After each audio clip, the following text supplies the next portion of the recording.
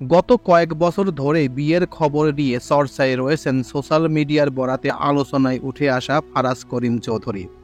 গুঞ্জন উঠেছে শীঘ্রই বিয়ে করতে যাচ্ছেন তিনি। এই নিয়ে শুরু হয় নানান জল্পনা কল্পনা।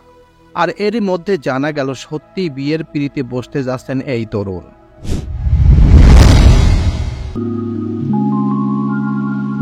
ফারাজ করিম চৌধুরীর পারিবারিক একটি সূত্র সংবাদ মাধ্যমকে নিশ্চিত করেছেন বিষয়টি।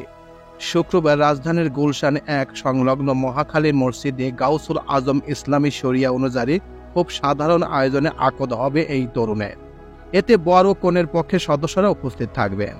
এর আগে এক সাক্ষাৎকারে ফারাজ করিম চৌধুরী জানিয়েছেন খুবই সাধারণ আয়োজনে মসজিদের শরিয়া অনুযায়ী আকদের মাধ্যমে বিয়ে করতে চান তিনি, আর এবার সেই ইচ্ছা বাস্তবায়ন করতে যাচ্ছেন।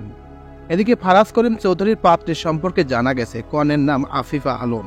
১৯৯৮ সালের ২৬শে ডিসেম্বর রংপুরের মিঠাপুকুরে জন্ম হয় তার। রাজধানী ঢাকা ও লেভেল এবং এ লেভেলে পড়ালেখা শেষ করে এখন নর্থ সাউথ বিশ্ববিদ্যালয়ে আর্কিটেকচার বিষয়ে পড়ালেখা করেছেন তিনি। প্রসঙ্গত, চট্টগ্রামের রাউজান ১৯৯২ সালে জন্মগ্রহণ করেন ফারাজ করিম চৌধুরী। তিনি চট্টগ্রাম ৬ আসনের সংসদ সদস্য এ.বি.এম. ফজলে করিম চৌধুরীর বড় ছেলে। এছাড়া ফারাজের দাদা এ.কে.এম. ফজলুল কবির চৌধুরী ছিলেন পূর্ব পাকিস্তানের প্রাদেশিক পরিষদের বিরোধী দলীয় নেতা, লিডার অব দ্য অপোজিশন ও পূর্ব পাকিস্তান প্রাদেশিক আইন পরিষদের চেয়ারম্যান।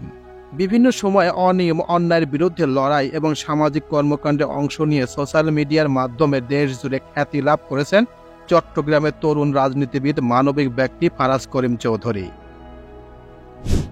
তো এই ছিল মোটামুটি আমাদের আজকের প্রতিবেদন। উপরোক্ত প্রতিবেদন থেকে আমার একটা জিনিসই বুঝলাম যে আগামী ২৩ তারিখ তথা আগামীকাল শুক্রবার বাদ জুম্মা গুলশান মসজিদে আকদ সম্পূর্ণ হবে।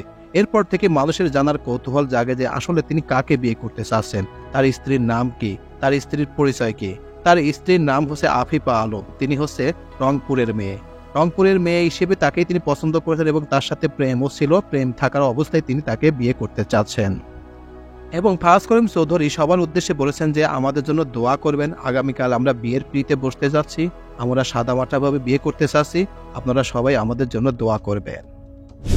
তো এই ছিল মোটামুটি আমাদের আজকের প্রতিবেদনটি কেমন লাগলো? যদি ভালো লেগে থাকে তাহলে অবশ্যই লাইক, কমেন্ট, শেয়ার করবেন এই ভিডিওটি। আর যারা এখন পর্যন্ত চ্যানেলটি সাবস্ক্রাইব করেন নাই তারা অবশ্যই চ্যানেলটি সাবস্ক্রাইব করবেন। তো সবাইকে ধন্যবাদ জানিয়ে এখানেই শেষ করছি। আল্লাহ হাফেজ।